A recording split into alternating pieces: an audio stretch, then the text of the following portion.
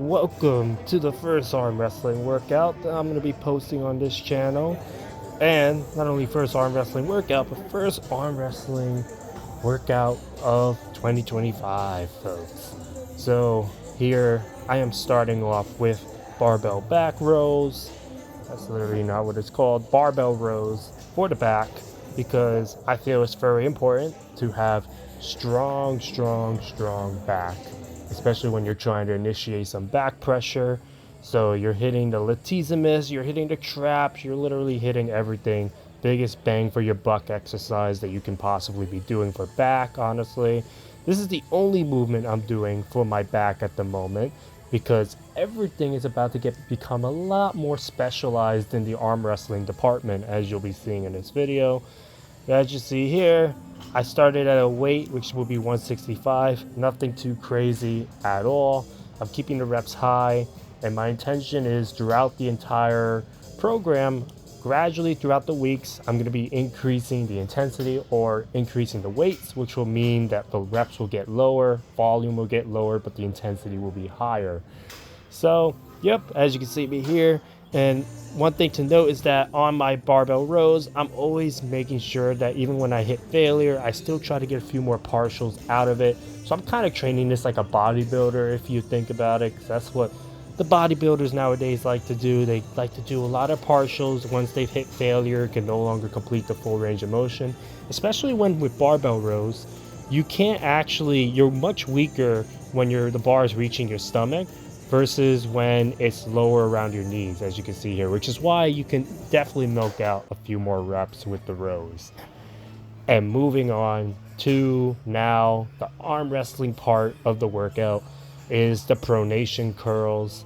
Here, this is not a bad weight. I have to admit, I think my pronation's pretty damn strong for someone who's first starting out. But here we're doing 40 pounds for 3 sets of 20 and then 1 set of 18. The goal was to get 4 sets of 20, but this gets really hard and really quickly, especially with the high volume. I wasn't thinking about it when I was writing it out, but as soon as I started executing the plan, it got really rough. As you can see, I make sure that my arm doesn't go below 90 degrees, because if you go any more below 90 degrees, you're pretty much losing your match. And that is not what we train for in arm wrestling. We train to win. So of course here, I could have went a little lower, to be fair. Like my arm angle, this was not 90 degrees. This was about, I'd say 80 degrees, right? I'm like slightly at a closed angle. Not the end of the world, but definitely a note to keep in mind in the future.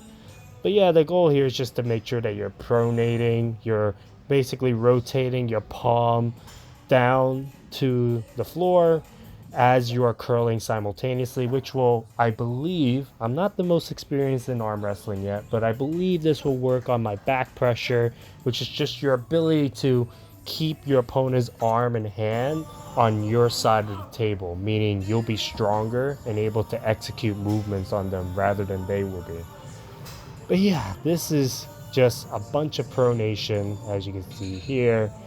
Good stuff. It's good to be able to have a strong pronation, because you'll be able to crack your opponent's wrist back, and if you have more muscles engaged than your opponent, that makes you more advantageous for winning.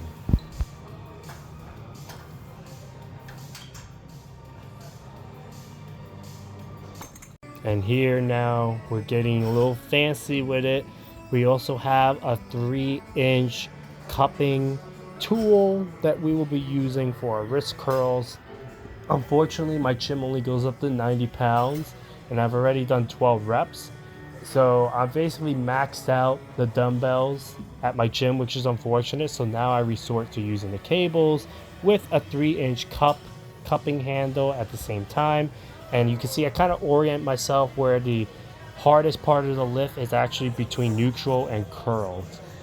And moving forward, we're doing some back pressure, pronation back pressure.